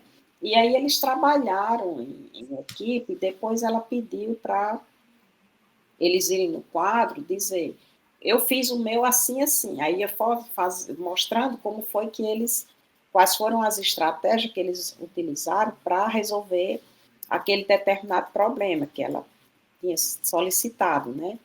E cada grupo foi apresentando, então ela não estava dizendo o que era melhor ou o que era pior, mas entre eles, os alunos, discutiam, eu fiz assim, e assim a gente chegou nesse resultado, ou eu fiz desse jeito, e assim a gente chegou nesse resultado. Então, assim, ela possibilitou que as equipes criassem estratégias, refletissem sobre o problema, o que é muito mais importante, é fazer eles pensarem, né, do que simplesmente copiar uma fórmula e tentar resolver daquele formato que a professora daria, se ela fosse uma professora que estivesse trabalhando com essa perspectiva de mecanização do ensino, né?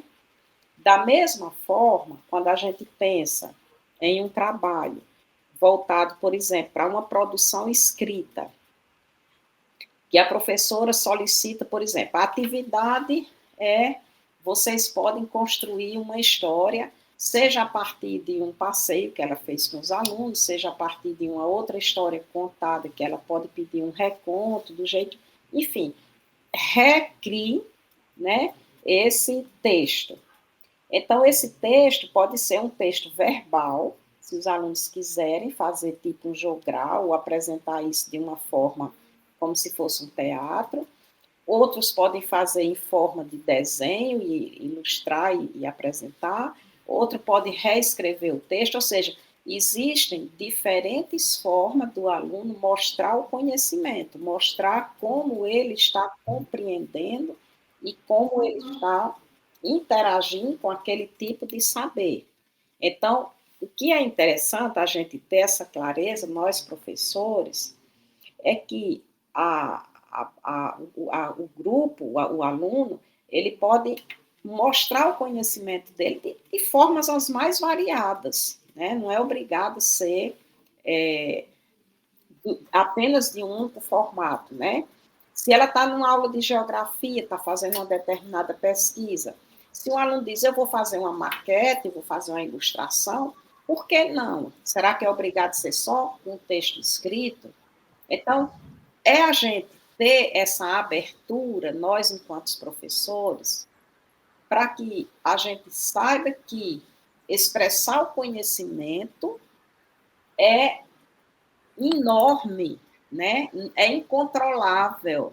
Eu não posso dizer, eu quero que meu aluno demonstre apenas desse jeito. Tem inúmeras formas de você expressar o que você aprendeu, né? É a gente ter a gente se desnudar, né, daquelas algemas de que só existe uma forma de aprender, só existe uma forma de expressar o que se sabe.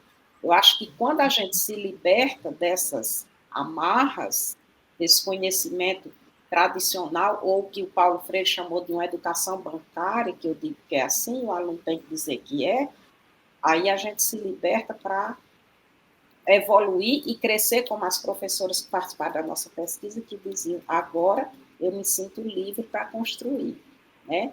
Como, inclusive, na tese de doutorado da professora Geni Lustosa, eu achei o título dela bem interessante, que ela diz, quando a professora disse, professora Geni, agora eu sei o que é inclusão. Inclusão é um olhar que ensina.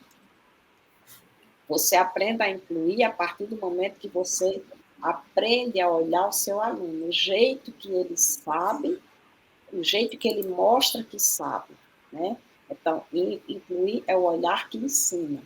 Então, eu acho que não tem uma fórmula, mas a partir do momento que a gente se abre, enquanto professor, para deixar que o aluno mostre o que sabe, aí eu acho que contribui muito, muito, muito para o nosso próprio aprendizado como um professor que aprende a ensinar, né?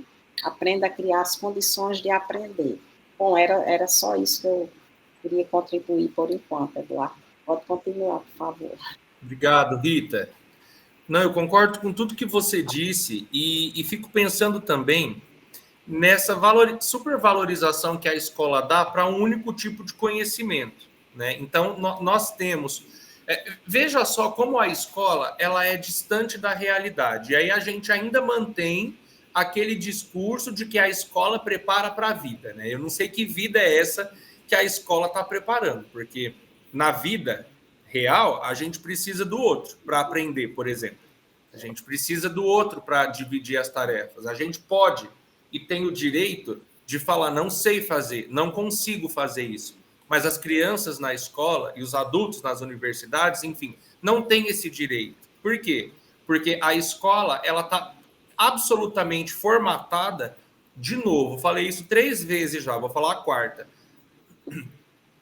para perceber quais são os mecanismos de controle que nós temos do outro, no caso o outro, o aluno, é claro, para que ele reproduza um modelo que desconsidera tudo isso que você falou, Rita. Né? Então, é muito problemático quando a gente ainda tem um projeto de sociedade que entende a escola como uma instituição de controle do pensamento do outro. E é isso que tem acontecido. E nessa ótica, fica muito fácil dizer quem é o aluno bom e o ruim, o fraco e o forte, o avançado. As escolas fazem isso, o avançado, o adequado, o abaixo do básico, acho que é mais ou menos isso, né? Mas eu não sou de culpabilizar o professor, muito pelo contrário, porque o que eu falei até o momento aqui foi totalmente das condições do nosso trabalho, mas eu acho que nós precisamos refletir sobre uma questão, né? Qual é o meu papel e a minha posição dentro desse cenário que eu mesmo digo que não avança? Qual é a minha contribuição na manutenção desse sistema escolar que é tão ruim? Para a gente pensar mesmo, porque a gente está sempre falando que esse sistema não muda, que esse sistema não faz nada, mas o sistema somos nós. E qual tem sido a nossa contribuição, então, para uma discussão que possa levar esse cenário educacional falido e tão fragilizado, tão obsoleto e excludente, para avançar em alguma coisa, né? Eu acho assim, os professores sempre perguntam, você já viu essa escola inclusiva que você defende, que você acredita? Eu nunca vi uma rede de ensino, mas eu já vi uma aula inclusiva. Eu já vi uma atividade inclusiva. Eu já vi um professor olhar com atenção para o que o seu aluno pergunta e levar aquilo tão a sério a ponto de refazer o seu planejamento didático-pedagógico para atender esse estudante. Então, às vezes, a inclusão está na nossa própria aula e a gente não está dando conta.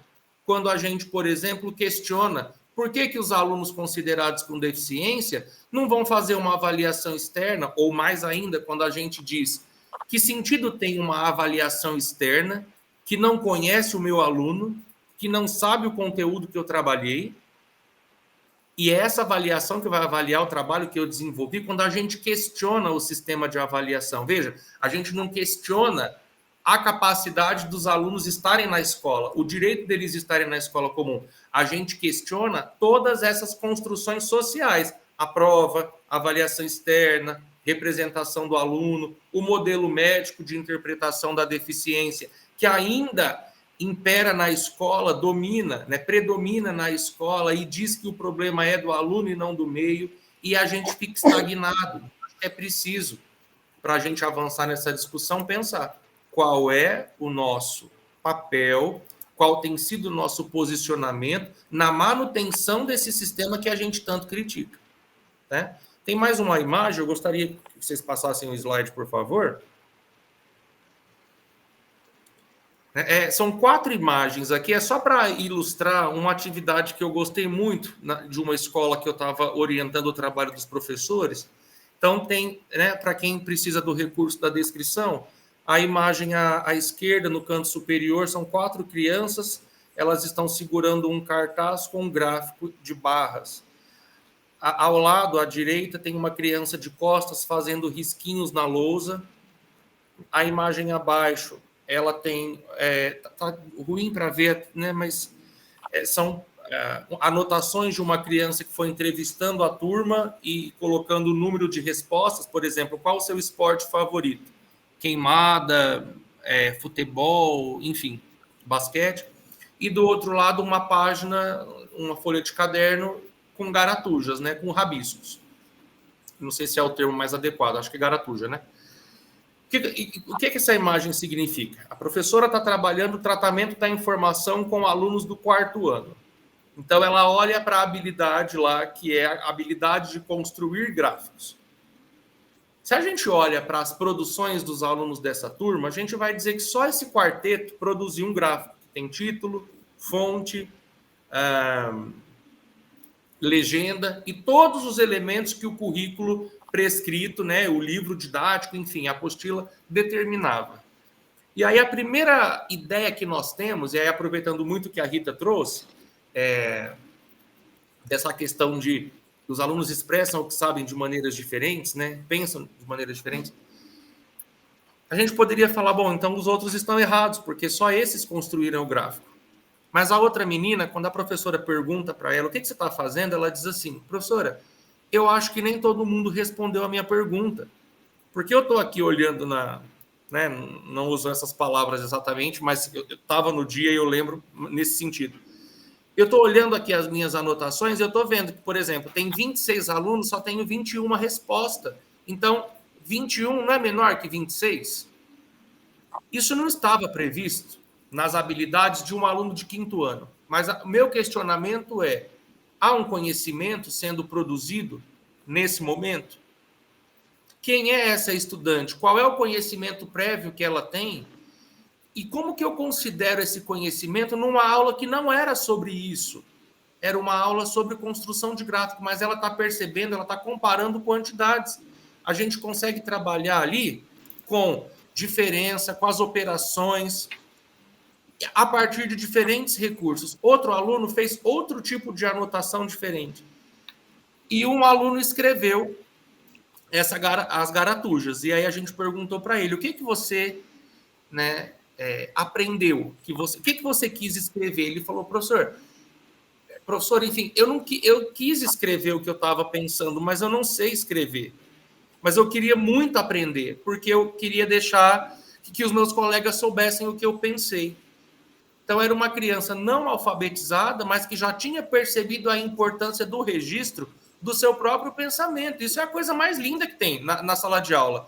E a gente, muitas vezes, ignora porque a gente pensa que o que vale é o que está prescrito no currículo, no livro e tudo mais, como a gente já falou aqui. Então, são produções diferentes que não revelam totalmente o que um aluno sabe e também não revelam o investimento pedagógico que um professor faz. Ele simplesmente revela momentos diferentes, pensamentos diferentes sobre um dado assunto. Então, eu acho que, para a gente avançar, pode passar o slide? Rita, eu acho que convém a gente não tratar desses casos para o pessoal fazer pergunta e a gente aproveitar esses minutinhos que faltam. O que você acha? Falta bastante tempo ainda, Eduardo, porque se a gente, pelo menos aqui no meu controle, São agora 20h40, né? Você acha que dá tempo de comentar pelo menos um caso? Não, eu acho assim, a gente pode fazer uma pausa para o pessoal perguntar, porque são 20 horas, a Roberta disse que a gente pode ir até 9, não? Pelo que eu entendi. Isso. Então, eu vou concluir, a gente depois vê o que... né? Então, só para encerrar essa parte, qual é a grande questão? Que a inclusão, a meu ver, ela começa num movimento muito... ele é menor do que, por exemplo, o movimento das macropolíticas. A gente tem que pensar no contexto micro, cada sala de aula. Então, por exemplo, um professor não pode não dar nota para um aluno. Ele precisa dar uma nota. Mas a maneira de chegarmos até essa nota, ela deve ser uma maneira muito mais justa e democrática. O estudante pode ajudar no processo de atribuição de um conceito que representa o que ele vem aprendendo? Nós podemos, por exemplo, pensar num sistema de avaliação que eu não deixo de fazer avaliação externa, mas que na escola o que prevalece são as avaliações que o professor elabora junto com as turmas. Eu posso considerar uma pergunta que um aluno faz, uma pergunta interessante que me leva a crer que ele está construindo conhecimento, isso pode ser considerado para efeitos de nota? Não tem nenhum lugar que diz que não. E por que a gente não faz? Se não tem nenhum lugar impedindo os professores de fazerem isso, a gente pode fazer. A gente precisa de formação, precisa ter argumento para debater isso amplamente na escola. E isso está nas nossas mãos. E isso é bom. E não tem uma receita para isso, o que é melhor ainda, porque aí a gente pode criar isso. As pessoas sempre falam, tem um protocolo? Não, gente, não tem. E isso é o mais legal. Porque a gente cria com os nossos alunos. Então, a prática inclusiva, ela se faz num contexto muito pequeno. É na sala de aula. E é esse movimento que eu acredito, né, de dentro para fora, que pode, inclusive, promover a construção de outras políticas educacionais. É isso que a gente tem que apostar. Né? Então, eu passo para a Rita e agradeço aqui a atenção e também estou à disposição para responder as perguntas de vocês. Né? Nós estamos em mais de 300 pessoas assistindo, acho que é um bom número, né? E acredito que tenham aí questionamentos para a gente. Eduardo, eu quero propor que antes da gente falar de alguns casos que a gente trouxe, seria interessante a gente deixar as pessoas interagirem, fazerem perguntas, contribuições, claro. E aí depois a gente vê, se der tempo, a gente fala dos casos. Eu acho que seria importante que as pessoas pudessem se colocar também. Eu não sei se tem alguma pergunta aí no chat, eu não sei como é que tá. Ou se alguém quer perguntar.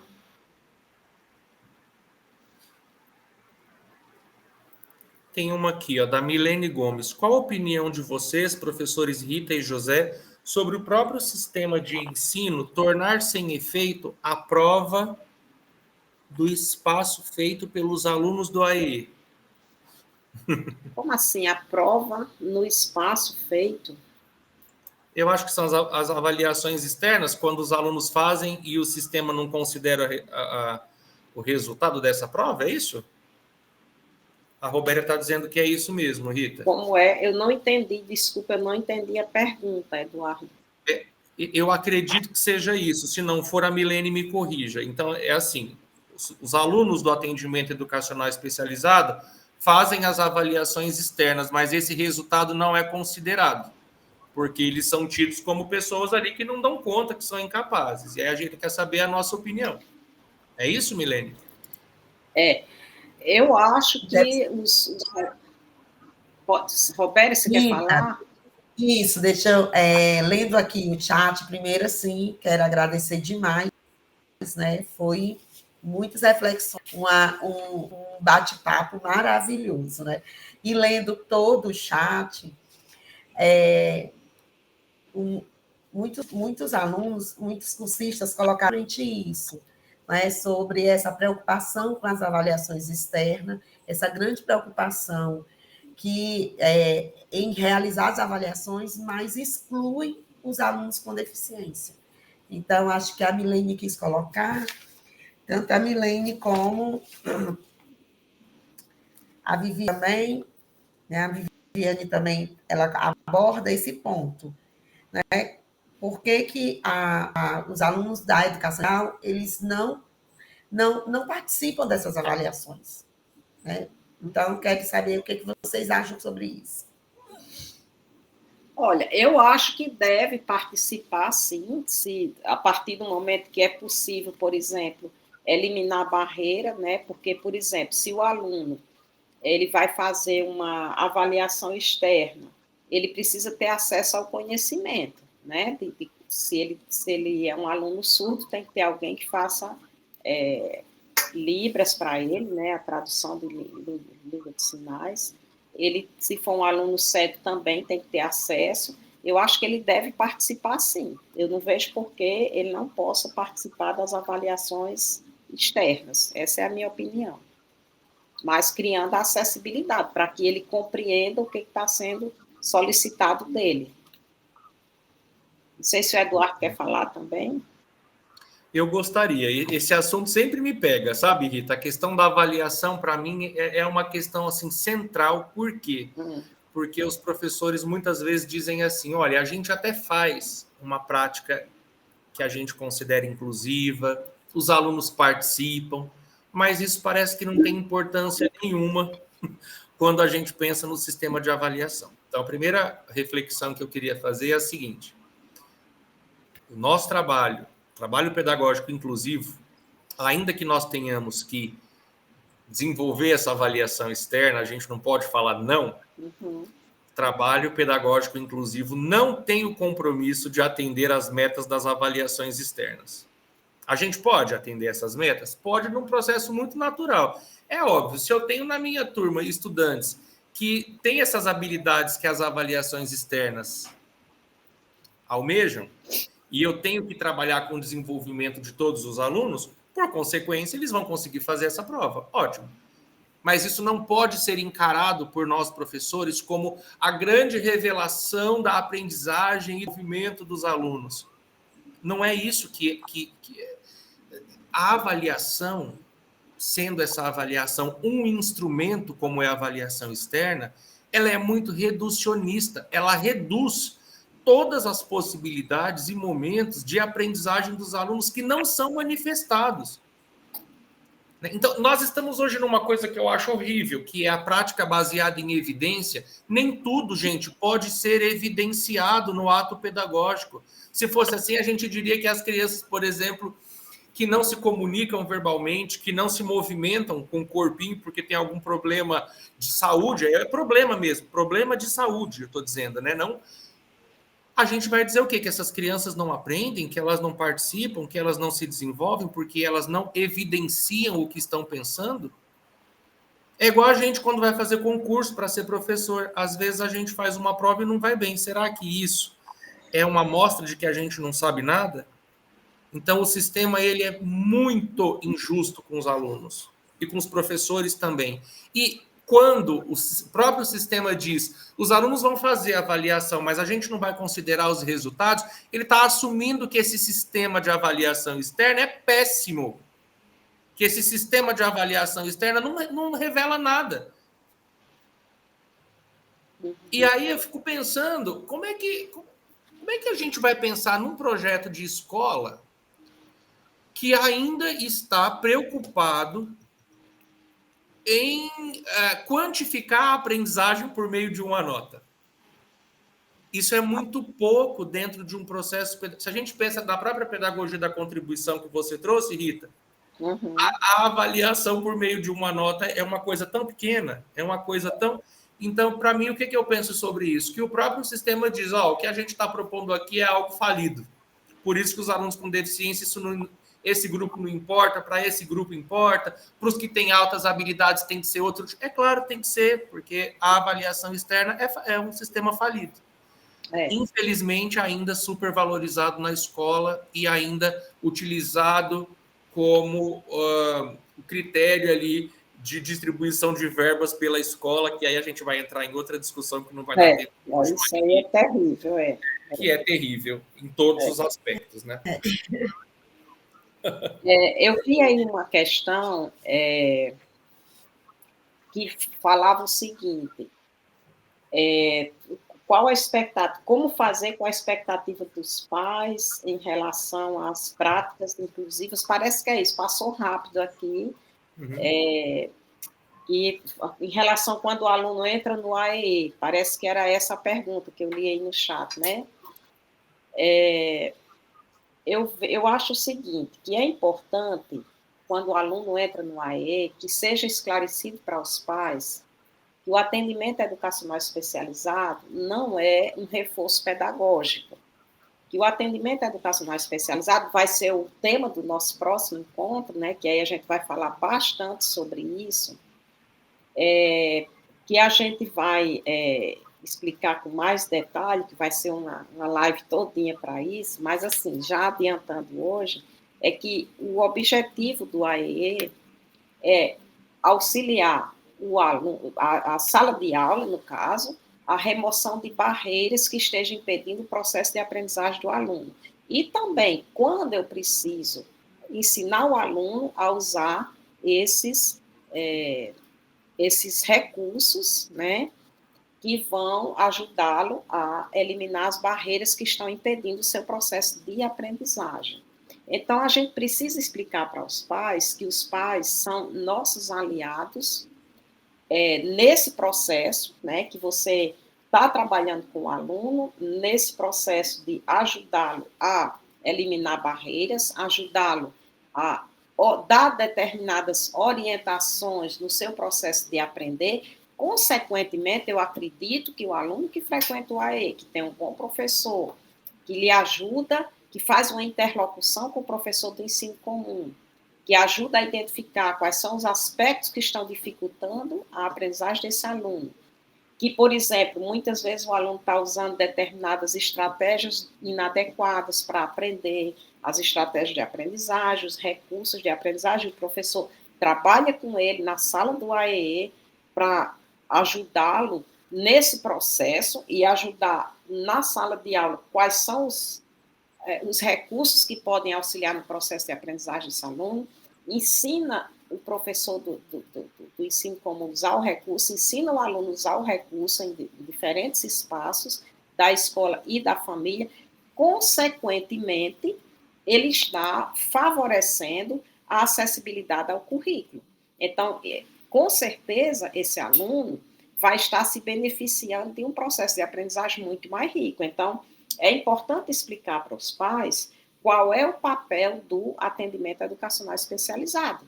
E, nesse sentido, eu acredito que a expectativa dos pais ela vai ser uma expectativa mais realista, né? Não é que agora o meu filho está no AEE, daqui no final do ano ele vai estar lendo. Não é assim. A gente tem que, nós não estamos lá para alfabetizar os alunos. Nós estamos lá para eliminar as barreiras que estão impedindo o processo de aprendizagem, né? Mas eu quero detalhar isso com muito mais precisão na nossa próxima live, que a gente vai trabalhar disso. Eu acho que a gente tem aí várias outras questões que está passando aí no chat, né? A gente pode ir vendo.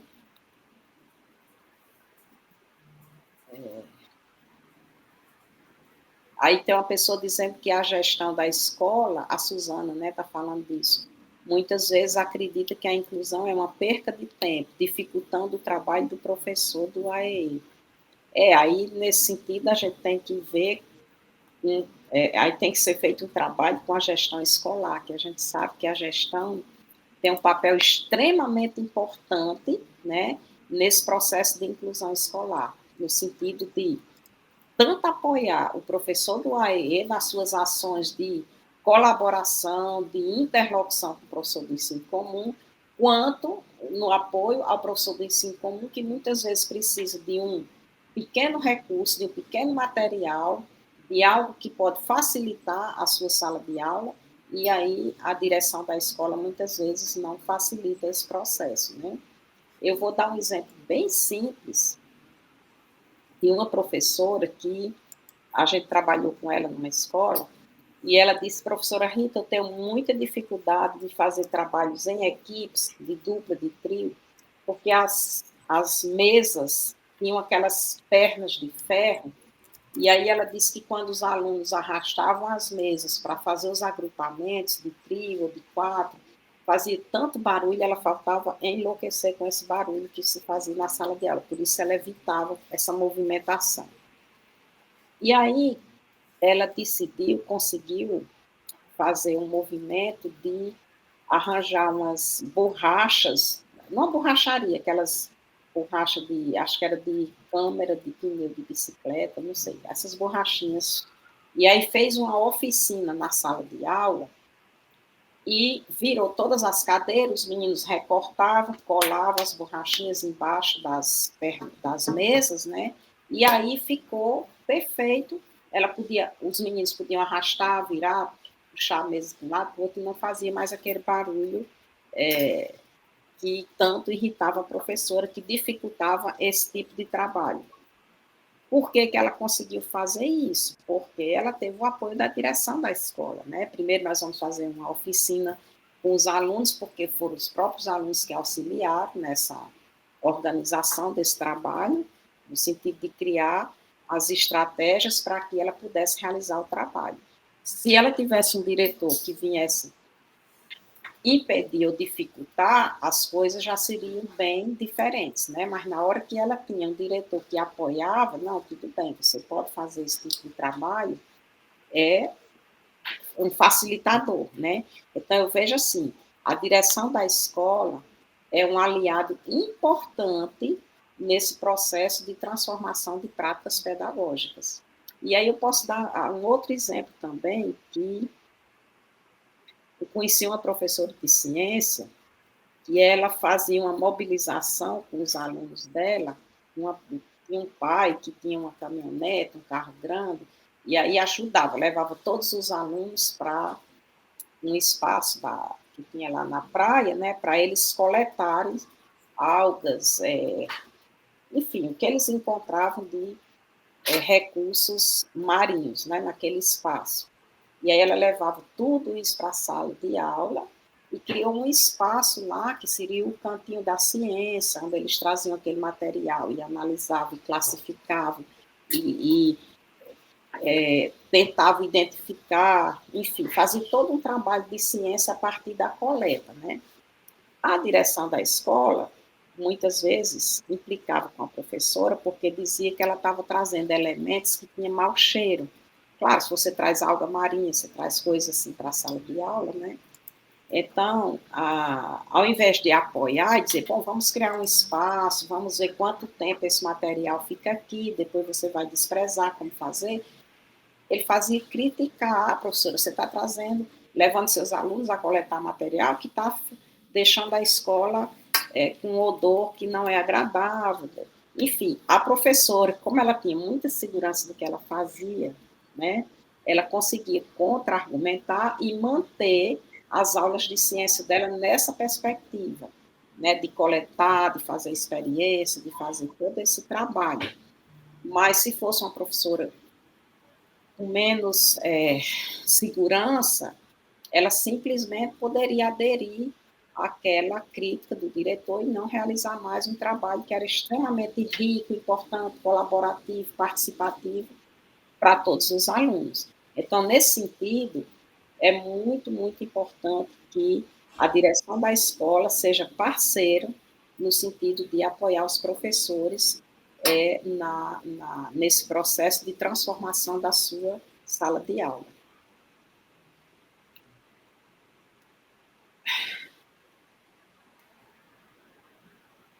Bom, não sei se tem mais alguma outra questão que vocês gostariam de chamar a atenção. Essa aí já foi, essa questão já foi, né?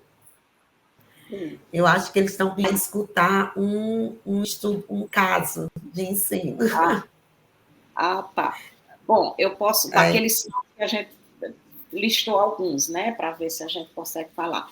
Eu posso já conversar com o Eduardo, que é o seguinte, é um caso que eu tive a oportunidade de trabalhar com esse menino. Foi um caso muito interessante e faz muitos anos. A gente ainda vivia na era das classes especiais. Então, eu trabalhava como, naquela época a gente não chamava AE, a gente tinha na escola apoio pedagógico, né? A gente trabalhava na rede pública, tinha algumas salas de apoio pedagógico. E em um determinado momento, uma pessoa me procurou, uma mãe, dizendo que o filho dela tinha uma deficiência intelectual e que ela estava tendo estava com muitos problemas, porque ele frequentava uma classe especial para alunos com deficiência intelectual, e nessa classe esse menino não se adaptava, ele era agressivo, por mais que a professora tentasse fazer com que o menino sentasse junto com os outros, na mesinha, ele não ficava, o tempo todo ele ficava embaixo da mesa, geralmente ele ficava deitado no chão, quando a professora dava um livro para as crianças folhearem, ele pegava o livro, botava de cabeça para baixo, olhava sempre o contrário, né?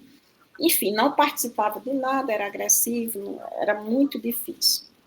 E aí, ela me pediu para eu ficar atendendo esse menino. Quando eu comecei a atender o menino, inicialmente ele se negava a falar. Então, tudo que eu perguntava, ele não respondia, eu percebi que ele escutava, mas ele não falava. A mãe já tinha levado para fazer uma avaliação, ele não tinha nenhuma perda auditiva. E em alguns momentos em casa ele falava. Ela dizia, eu não sei porque na escola ele não fala, mas em casa ele fala. Quando ele quer, ele pede as coisas, enfim. O que aconteceu? Eu fui começando a investigar do que ele gostava, qual era. Então, eu comecei a levar diferentes revistas para ele folhear, eu comecei a apresentar livros, imagens, e aos poucos ele foi começando a se interessar por uma revista que eu lembro que eu levei, que era aquela revista, não sei se ainda existe hoje, mas chamava Quatro Rodas, que era uma revista que só tinha modelo de carro. E aí, quando ele começou a passar a revista, aí ele começou a se entusiasmar e começou a falar, a dizer carro tal, aí conhecia os carros, os modelos, enfim, se interessava muito por isso. Então, foi a partir dessa descoberta, desse recurso, né, desse material, na verdade, que era a revista, que eu percebi que esse menino tinha uma percepção muito aguçada. E aí eu comecei a introduzir outros materiais e ele começou a responder. Inicialmente só falava e respondia. E aí, a partir da interação que eu fui tendo com ele, eu fui percebendo que as respostas dele eram respostas muito complexas, muito precisas, que não eram uma resposta característica de um aluno que apresentasse uma deficiência intelectual. Chamei a mãe novamente para conversar e perguntei sobre o comportamento do menino em casa, né? E aí ela disse, não, eu acho que ele tem deficiência porque ele tem muito problema motor, ele, por exemplo, quando ele sai de casa, ele perde o chinelo, ele não tem essa sensibilidade tátil, às vezes ele perde o chinelo, fica descalço e nem percebe que está.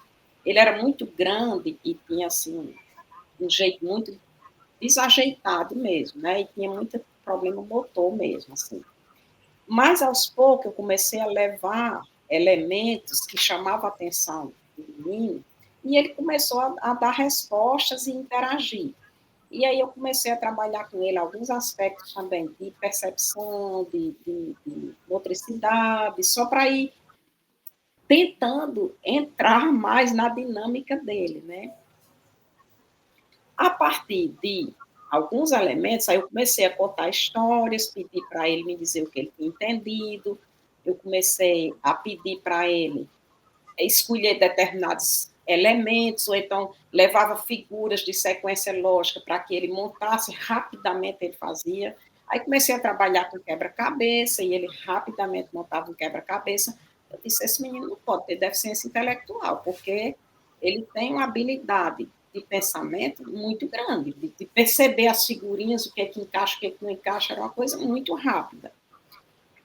Ou seja, um ano de atendimento, eu fui percebendo que esse menino ele não tinha de jeito nenhum deficiência intelectual. né? O diagnóstico tinha sido completamente errado.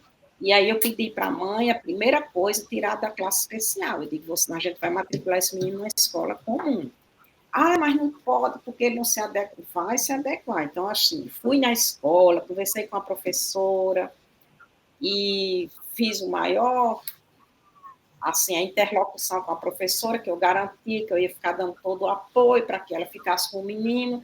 Aí a mãe vinha, me procurava e dizia assim, ele não está dando certo porque ele faz xixi na sala de aula, às vezes ele faz cocô na sala de aula, ele é grande demais, os meninos ficam fazendo gozação dele. Não tem problema, isso tudo vai passar. Porque, na verdade, ele ficava muito tenso na sala de aula e aí ele acabava perdendo o controle. Bom, fui acompanhando na sala de aula, ele foi se apropriando do conteúdo escolar rapidamente. Em 2 anos, esse menino estava sendo um dos meninos que mais contribuía com o processo de conhecimento da sala de aula. Ele se alfabetizou, ele sabia matemática super bem, ou seja, o menino tinha uma inteligência muito acima da média. Não se adequou na escola e principalmente na classe especial, porque ele foi para uma sala de criança com deficiência intelectual, aí ele fazia tudo para mostrar que não queria estar ali. Por isso que ele se negava a estar na cadeira, ele ficava embaixo da mesa, ele pegava o livro ao contrário e fazia tudo ao contrário do que a professora pedia. Quando ele se sentiu pertencente ao grupo da sala de aula que ele começou a frequentar, que era a escola comum, aí esse menino evoluiu rapidamente, passou a ser uma criança como todas as outras, e ao contrário, se destacava porque ele aprendia muito rápido. Então, era uma criança com a inteligência acima da média, né? E se não tivesse sido adequadamente orientado, acolhido, né? Entendido, esse menino poderia ter se tornado uma criança realmente excluída até do contexto educacional, né? Então, é por isso que a gente tem que ter muito cuidado com os diagnósticos, a gente tem que estar muito atento para fazer a leitura do comportamento do aluno, porque aquilo que ele está mostrando nem sempre é o que é a realidade. Às vezes ele está mostrando, ele está tentando evidenciar uma outra situação, né? Que ele não sabe dizer para a gente, olha, eu não sou deficiente, eu só tenho 8 anos, mas isso, ele não sabe dizer. Então, ele mostra com outros comportamentos. Nós que somos os adultos é que temos que ter esse olhar, né? O olhar que ensina, o olhar que acolhe.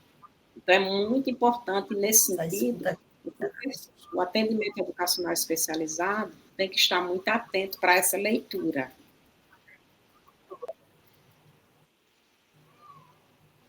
Eu não sei se tem alguma outra pergunta ou se... Robéria, como é que está o nosso tempo?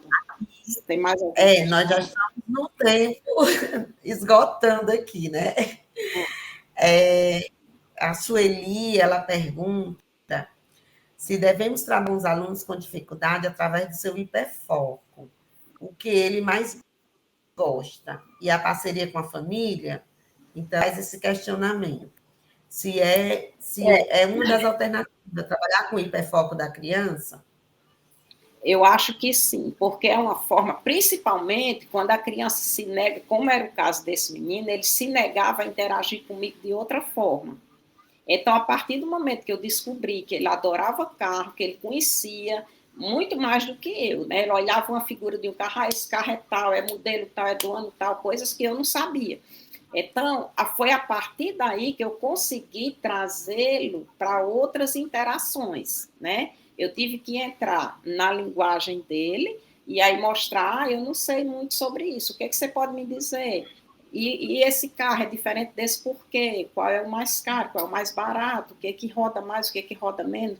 E assim por diante, eu entrei no universo dele para, a partir daí, ser capaz de interagir com ele. Eu acho isso importante, sim. Eu acho que a gente vamos caminhando aqui para encerrar, né, nossa live. Agradecer muito a professora Rita, professor Lanute, eu acho que as reflexões eu fiquei aqui anotando, coisas muito legais e que nos remete à escola, né?